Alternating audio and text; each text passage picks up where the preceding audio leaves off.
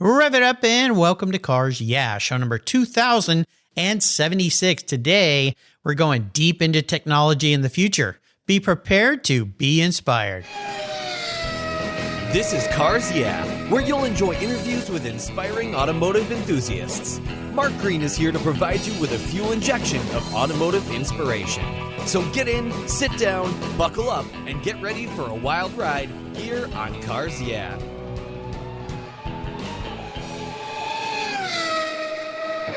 Hello, inspiring automotive enthusiasts, and welcome to Cars Yeah. Today I'm in Brooklyn, New York with a very special guest by the name of Nick Jordan. Nick, welcome to Cars Yeah. Do you have any gear, and are you ready to release the clutch?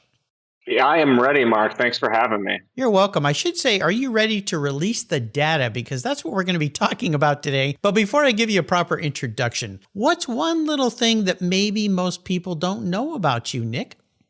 Well, I'll tell you what. I think as you'll find throughout this interview, I have a Type A personality. I tend to be very outspoken. I'm not shy, but I'm incredibly introverted in real life. Really? I joke with people that my biggest fear in life is walking into a restaurant and not having a sign that says "seat yourself" or "wait to be seated."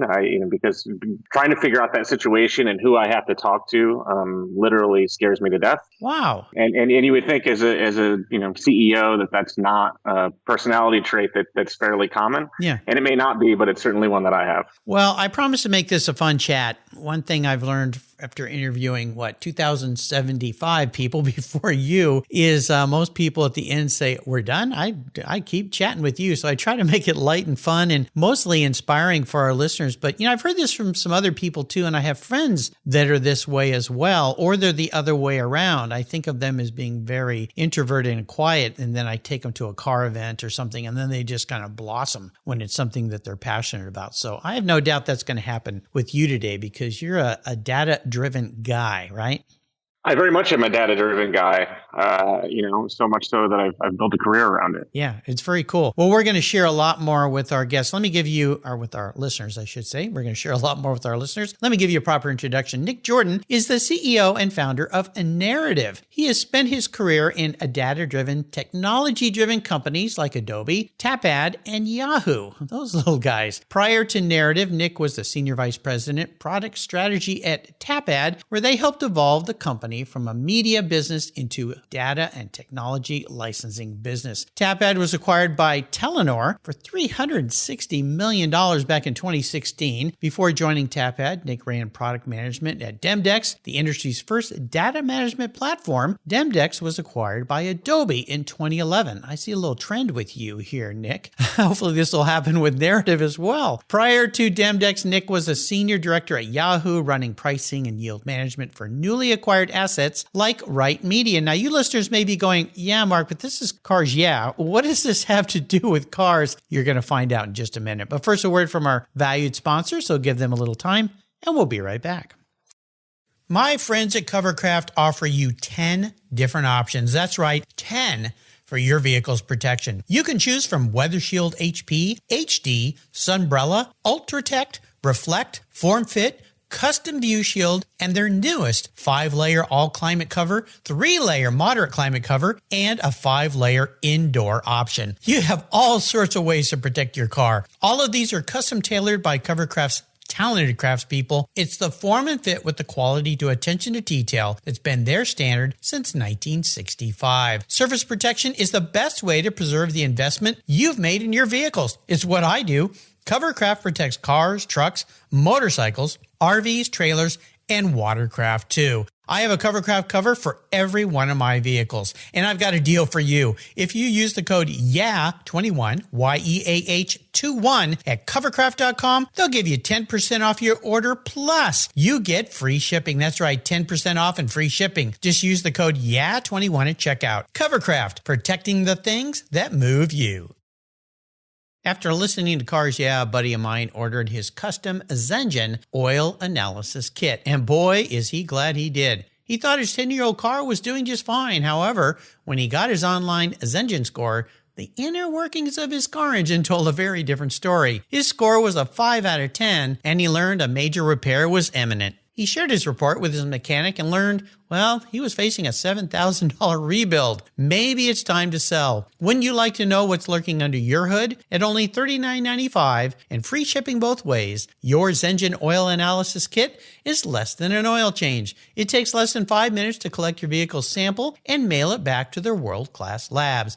In only 5 days, Zengen sends you a link via email to your very own Zengen score. Your custom report measures 30 different data points, including contamination, lubricants, metals, additives, and a whole lot more. My buddy was so glad to learn his score and chose the option before a costly rebuild was needed. Go to ZengenScore.com and use the code CARSYEAH20 and get 20% off your first 2 kits. Boom! What a deal. Preventative knowledge and maintenance could save you thousands, and you'll rest better at night knowing that your engine's condition is A-OK or maybe needs some help. And remember, Zengen also makes a spectacular Father's Day gift for Dad, and Father's Day is coming up soon. That's ZengenScore.com and use the code CARSYEAH20 for 20% off today. Zengen, you'll rest better at night.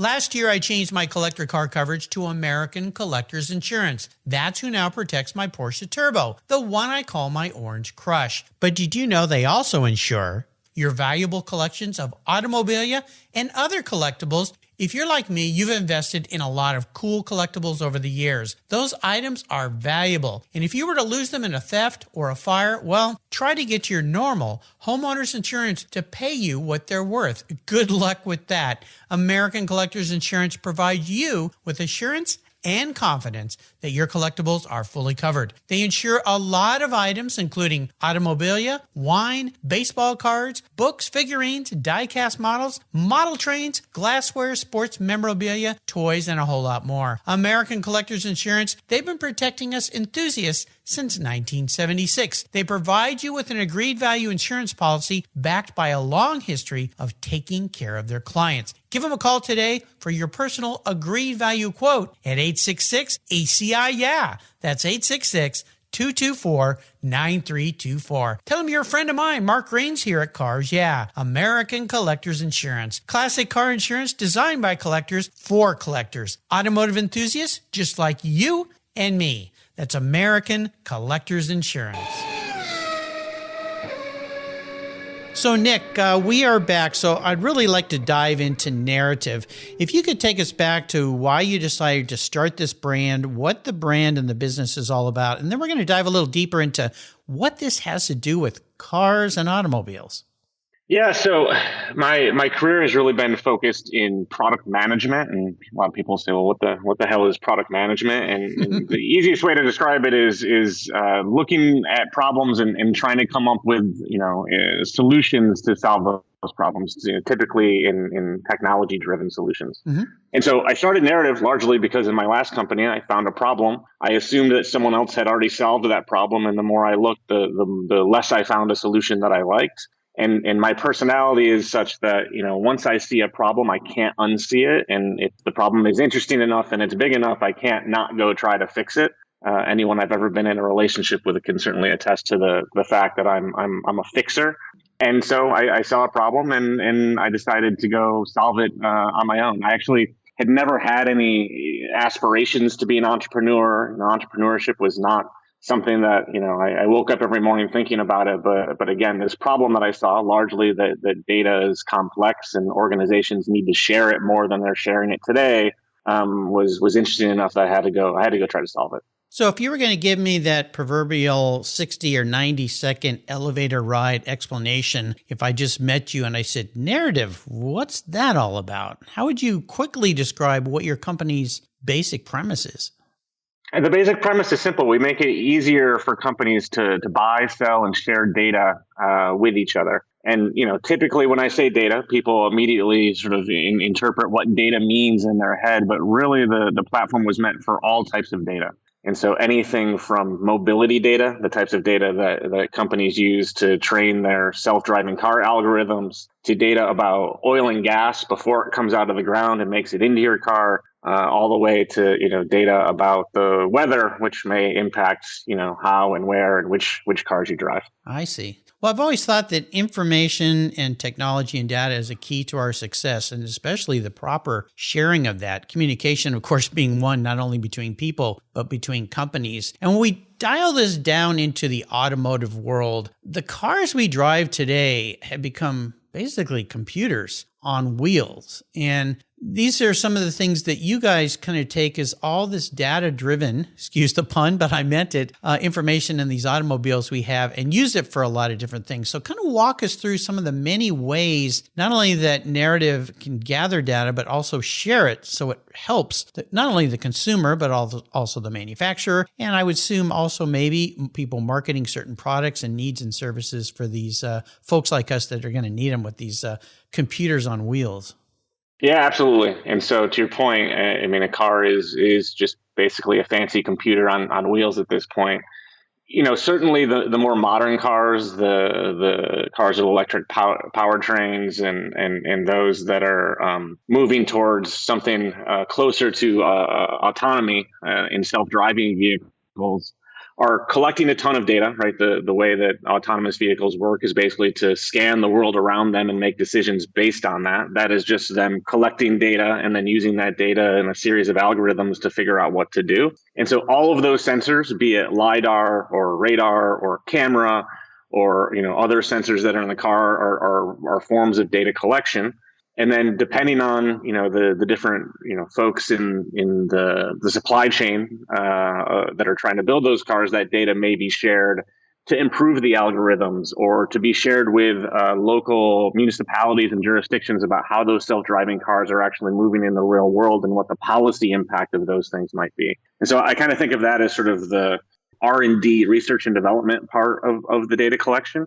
And then as you move into the cockpit, as you will, there's a bunch of data that's being collected around what the driver themselves are doing. And so everything from, the somewhat mundane, what music is being played, what radio stations are being tuned into, all the way to things that, people are working with insurance companies on to collect telemetry about how the car is actually being driven to, potentially get discounts and benefits as tied to an auto insurance policy. I remember the first time I saw one of those auto insurance ads and they said, here, take this device, put it in your car and blah, blah, blah. And my first thought was, I don't want you spying on me in my car. But then again, I went, okay, well, I'm a safe driver. I've not had any accidents all the years I've been driving. I should be rewarded versus lumped in with everyone else. And a lot of the Looney Tune drivers I see out there, I don't drive anything like them. And so there's a benefit to that. So if you reanalyze the way this data is being used versus being maybe skeptical, as some of us are, and sometimes I tend to be, there's a lot of great uses in what you guys like to call the vibrant ecosystem of data, right? Yeah, for sure. And I think the important thing there is, one, making sure that, the data that's being collected, to the extent that it's being collected about a person, that the person knows it's being collected and that they can opt into how it's being used. And so, the thing with the insurance use case is if you think you're a good driver or you think your driving habits, would give you some benefit of sharing that data with the insurance company and getting a better price, you should be able to opt into that.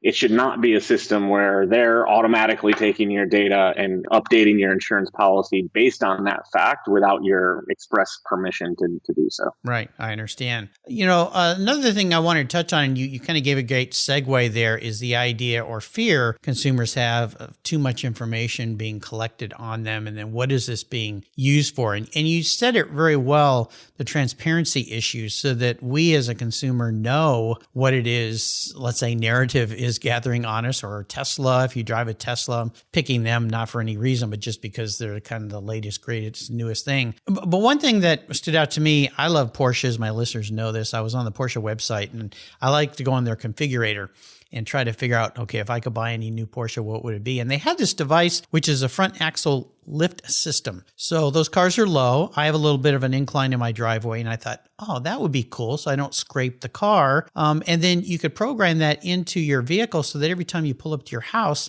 the axle system lifts the front of the car, so you don't have to push a button and do it. You could do it at work with your driveways at work, speed bumps at the grocery store. So it uses this GPS, and I'm thinking, well, that's kind of sweet. Now, I wish they could invent one of those that knows where the potholes are so I don't hit them and break my rims.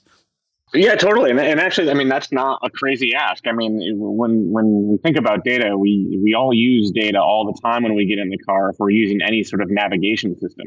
That navigation isn't just based on, I'm moving from point A to point B and what's the shortest distance to get there. It's actually looking at traffic patterns and real-time traffic data to help make sure that you're going a route that's going to get you the quickest, not necessarily the shortest. And so that data is being collected from, other folks that have the navigation app open or the cars themselves. But you could certainly imagine a scenario where the cars, when someone actually hits a pothole somewhere, it registers that, there was some, vibration that goes above some, preset limit of what's normal, and that gets reported. And then if enough of those things happen over time, you would actually get alerted that there was a pothole up ahead, so you could avoid it, without having hit it on your own. Now, if only that information could get to the federal government agency so they could go fix the potholes. Now you're talking about what Narrative does. So, all those car manufacturers could publish the pothole data into Narrative, and then the federal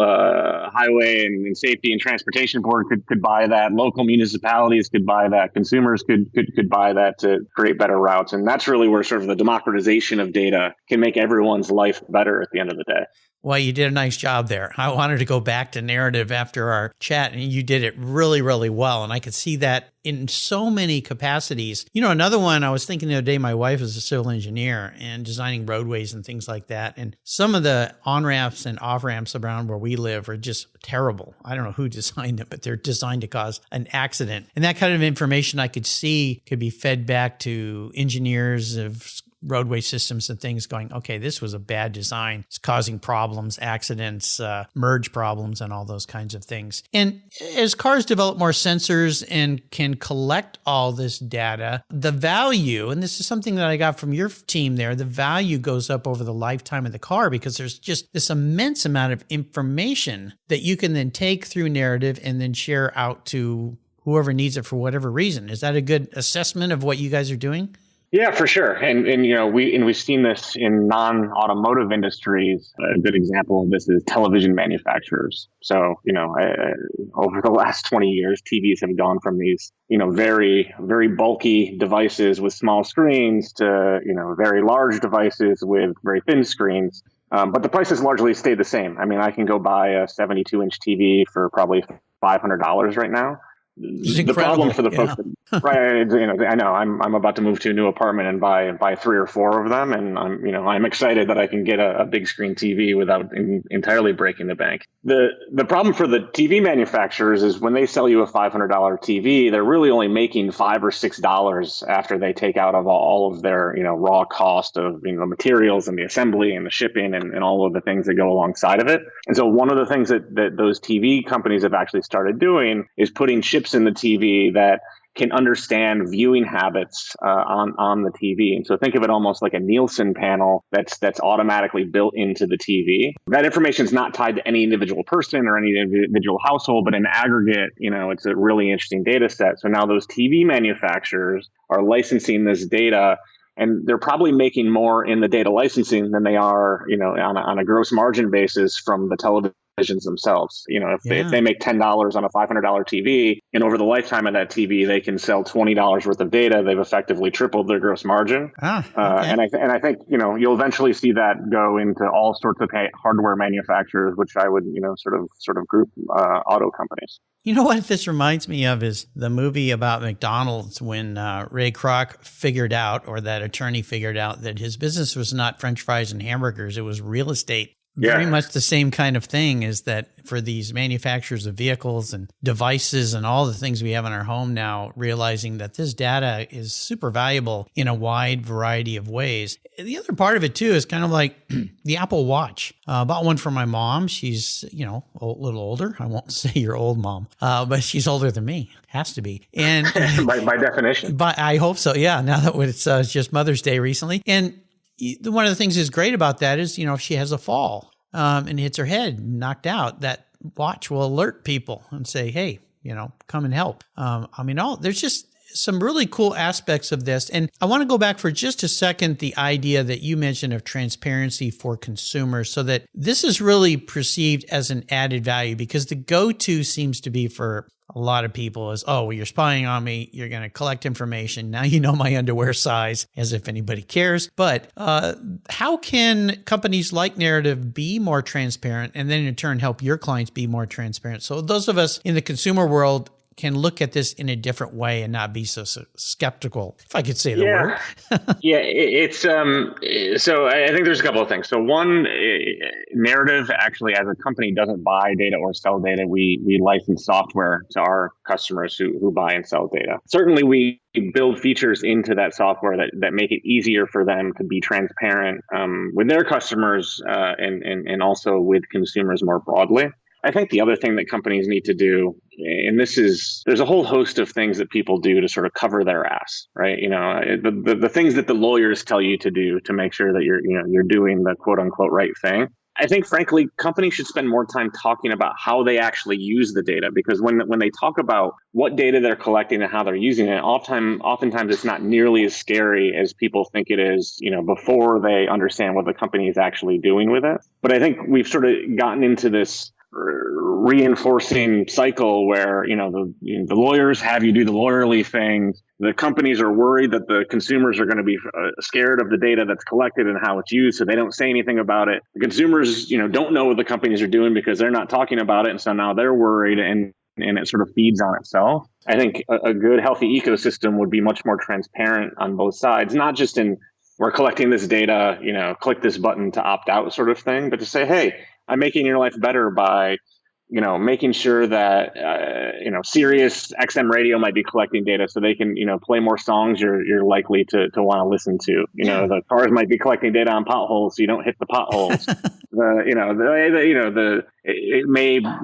Data may be collected to predict, how weather is going to impact the various traction control settings in the car, et cetera, et cetera. Like when you can actually see the benefit of this stuff, it's much less scary than when it's just this nebulous thing called data that's being collected. Well, I agree with you 100%. And maybe that's my marketing background. I always find it fascinating. A good example was years ago, I was at the grocery store with somebody and the checker says, here's some coupons. And they give you this 4 or 5 discount coupons for something. And you look at them and you go, I remember the person I was with said, well, this is scary. They know what I'm buying. I said, well, yeah, but they just gave you some discount coupons so that you could save some money. Why is that a bad thing? Why do you care? Why do you care? They know you're buying ice cream. Yeah, and they kind of knew that you were buying ice cream already. Is the other thing. Yeah. I mean, there are certain things. When I walk into a public square and yell something, I don't expect no one to listen to it because I'm yelling. And so I think data has this aura around it that it's always bad and it's always being used for bad things. And I think if most people were to see how companies leverage data, one, they could see that the companies really don't care about any individual, they care about the data in aggregate, and oftentimes it's actually being used to create a better experience and not to do something nefarious. Yeah, I would agree too. And it's the same when you go and try to find a product you're looking for. I was recently this weekend looking for a car part that is for an old car and I wasn't having any luck. And this morning my media feed is full of, and I found the part I needed. And I'm like, that's pretty cool. Now I don't have to spend hours searching the internet. They found me and I ordered the part. And as long as it gets here, I'll be happy. It's a cool deal. Let's talk a little bit about what I like to call driving inspirations, people who've been maybe key mentors or successful influencers in your life. Is there somebody like that for you? Yeah, I mean, there's a whole host of people, frankly. The one person that jumps into my head is a friend of mine. His name's Roby Ganguly. Now, that's a name. It is. I love saying Roby Ganguly. Yes. And I think he loves when people say it as well. Yeah. I met Roby, I don't know, 15 years ago, probably at this point. We were both working at Yahoo. I actually worked on the same pricing and yield management team that he was on, and we became friends outside of the office. And, Roby and I could not be too different of people philosophically, personality-wise. I mean, we just, we're sort of oil and water, but we get along really well. Yeah. And where he really inspires me is, he started a company well before I started Narrative. And as anyone that's ever started a company will tell you, there are a lot of ups and downs, and oftentimes more downs than up in the early parts of entrepreneurship. Boy. Yeah.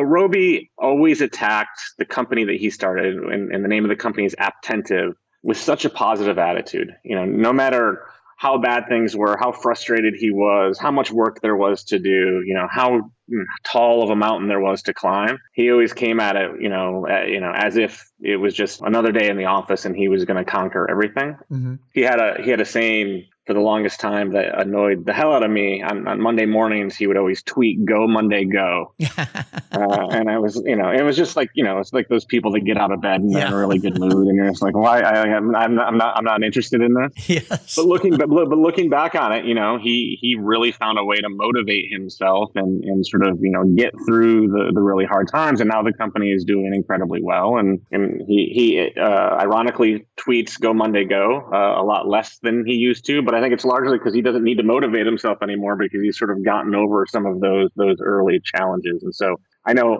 when I started Narrative and again had challenges of my own, I always looked at Roby and was really inspired by him. Sounds like an awesome person to have in your life. And I've had people in my life like that attitude is the key to success in so many situations. And it can really change an ordeal into an adventure, no matter what it might be. So I even created a meme around that concept to help people that are having a tough time. So very cool. You go, Roby. Love that name. Ganguly. What a great name. We'll be back in just a minute, but first a second word from some of our sponsors here. Give them a little love, and we'll be right back. 20, 50, or 100 years from now, will there be a workforce to care for the collector vehicles we love? With auto shop programs disappearing across the country, it's a question we enthusiasts have to ask. That's why I support the RPM Foundation, which exists to ensure that the critical skills necessary to preserve and restore these vehicles aren't lost to time. One of the many ways RPM, which is short for Restoration, Preservation, and Mentorship, is accomplishing this goal is through workforce development initiatives. The RPM Apprenticeship Program enables the next generation of artisans to earn a living while they learn the craft of restoring and preserving these vehicles directly from industry professionals. The Endangered Skills Program documents the process of masters training future craftspeople on a variety of critical skills in danger of being lost forever. For more information on how the RPM Foundation is driving the future of the collector vehicle skills trade, visit RPM Foundation today. They're one of the charities of choice here on Cars Yeah. I've discovered Linkage. It's a new quarterly publication and website that covers the automotive market, driving, restoring, collecting, and discovering your passion for motor vehicles. Linkage is about experiences, opinions, and values. Linkage is an actual informed, reasoned opinion based on first-hand experiences. A talented Linkage team covers the automotive world, the people who share your passion and mine, smart, considered, rational, and experienced opinions, ones you can learn from and grow. That includes our passion that drives auctions and the collector car market. So come with me and join us on this journey. And be sure to use the code CARSYEAH when you subscribe, and they'll give you $10 off. Boom! Linkage, geared for the automotive life. Subscribe today at linkagemag.com. So, Nick, let's talk about a big challenge. I ask all my guests the big challenge question. Some of them are a little fearful of this, but it's really more about how an obstacle, a challenge, a failure affected them in a positive way. And that is they learned something valuable out of it that they could take forward. Kind of goes back to that saying of how you approach things and how you think of things. For some people, Monday is a challenge. For others, like Roby, it's not. Take us on a bit of a bumpy ride, if you would. Yeah. Like I said, entrepreneurship is a series of challenges. I think if I go back to the earliest days of the company, and I like to say this to this day, startups have no business succeeding. You have no product, you have no customers, you have very little money, you have no brand recognition. I mean, you don't have any of the things that, sort of make something into a successful company. But I think the early challenges that we had early on were on finding folks that really understood how much work it took and how hard it was to start a company. One experience in particular is I hired a guy that had actually previously been a mentor to me earlier in my career. Great guy, one of the hardest workers I had ever worked with in my career. And I was, convinced that he was going to, come into the company and make us succeed. And what we found was that he had moved to a point in his career where he wasn't the person that had to do all the work anymore. And in his previous companies, he had a team or an assistant, and so it just wasn't a great fit for our company at the stage that it was at. The harder part of it is I was friends with him. I liked him. I brought him into the company, not just because I thought he'd be good for the company, but because I knew he was a good person. And so, having to fire a friend and a mentor from the company, it's hard. Is not easy, but you learn from it. And I think that's the key to anything is sort of, there's going to be challenges and you have to learn from them over time. Yeah. And I'm a bit of a nerd, as you could probably tell by being in the data industry. But I saw a flow chart the other day, which was situation that you're happy with the outcome, do nothing. Situation that you're unhappy with the outcome, but you can't change it, do nothing. Situation when you're unhappy with the outcome and you can change it, change it.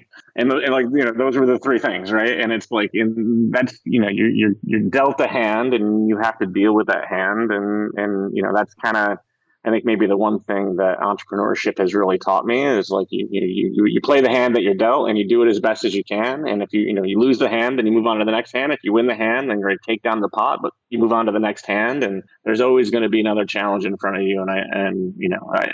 I do see challenges as learning opportunities more so than, bumps in the road. Yeah. This is funny correlation to this comment that you just mentioned, Nick, but the series my wife and I just finished watching I think it's Netflix, might be Hulu. I can't remember. Anyway, the Ozarks. And I don't know if you're familiar with Ozark, but at any rate, the main character there, a guy plays Marty. I saw somebody this morning who's a business coach post. I wish I could handle every situation like Marty does.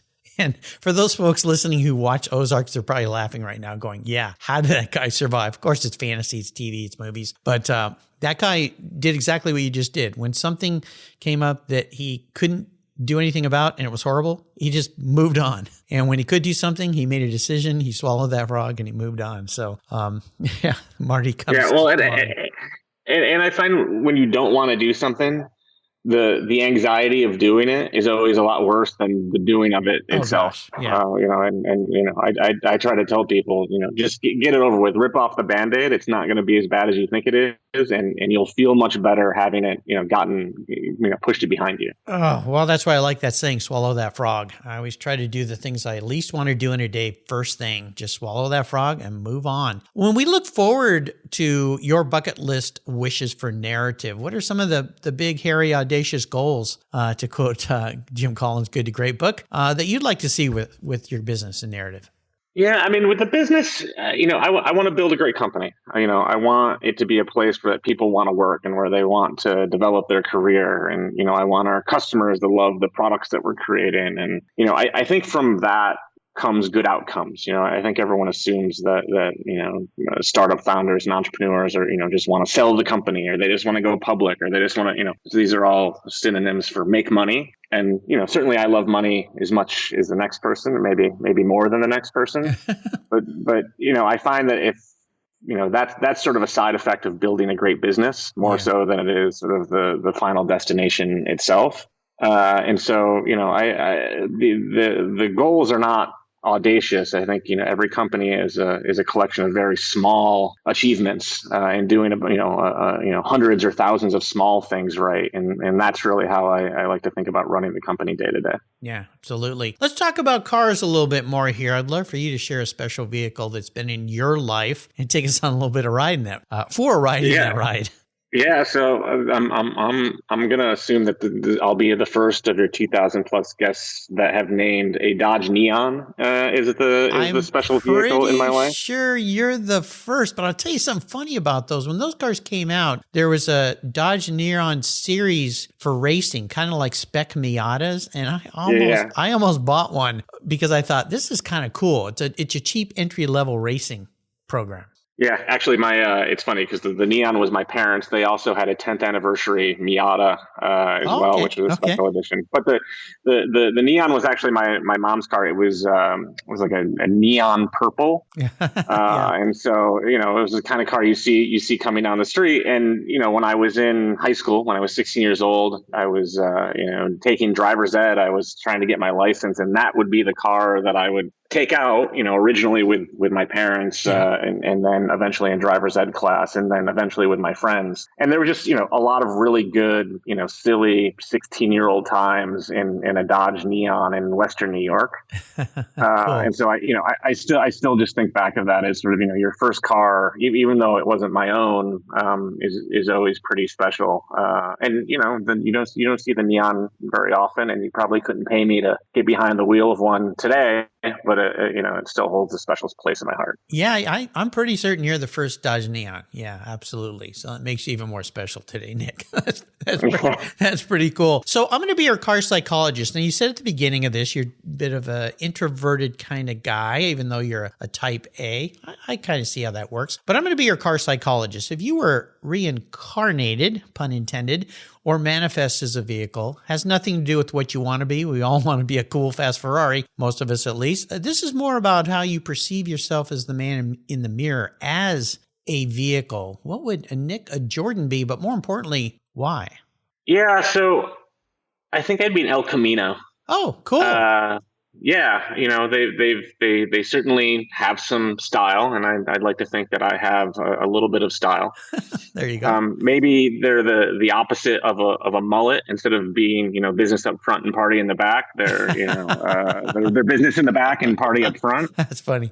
I every time I see an El Camino, which is rare, especially in New York City day to day, I always get a kick out of them. They're they're a little bit odd.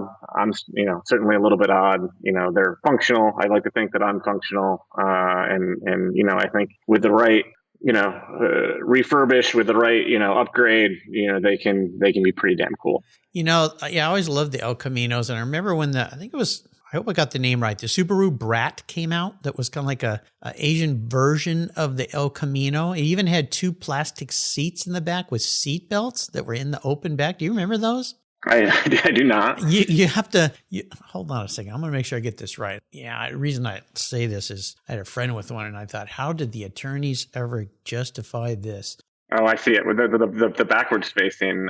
Yeah. Okay, I got it right. Yeah. So the Subaru Brat was one of those things that came out, and I always thought, how do the attorneys ever let that get through? Because I can't. Now, they did have seatbelts, believe it or not, in the back of those little things. There were seatbelts to kind of keep your passenger in there from flying out, because back of a truck type vehicle. But yeah, that was kind of like a modern version of the El Camino. I don't know if it was ever really successful, but I remember very well growing up in the back of my grandfather's pickup truck with no seats and no seat belts, and him going down the highway what seemed like 70 miles an hour. He was probably going 45. But I guess you got to give him credit for putting the seats back there with the seat belts. I guess so. Yeah. So let's talk about a great book that you've enjoyed reading that you'd like to share. Yeah, so I am famously, maybe not so famously, not a huge reader. Mm-hmm. I probably read one book a year if I'm lucky. I probably read 7,000 Wikipedia pages a day Yes. if I'm unlucky. The one that I read most recently that I liked is a book called Meet Me in the Bathroom. Okay. It's a book about the New York City rock and roll scene from the early 2000s to about 2010, which is about the same time I moved to New York City, and so it sort of brings me back from an audio perspective, but also a lot of the bars, a lot of the places that the book actually takes place in are the places that I went back in the day. So it's a good piece of nostalgia for me, and it's a really good and fun read. Yeah, I just looked at Lizzie Goodman is the author to that. Rebirth and Rock and Roll in New York City. There you go. So interesting. You got a couple first today. I'm very impressed here, Nick. After this many guests, sometimes I hear repeats. So yeah, that special vehicle story, the Neon, and now this book. So we can add that to the Cars Yeah recommended reading list. So I'm enable you to go on the ultimate drive today. I'm going to buy you any vehicle you would like in the world. Doesn't matter how much it is. I'm going to be like that wonder angel investor that swoops in and just says, how much do you need? And you can take this vehicle anywhere you want in the world, and you can be with anybody you'd like, even somebody who's passed, which opens up the world to all sorts of opportunities. What does that ultimate drive look like for you?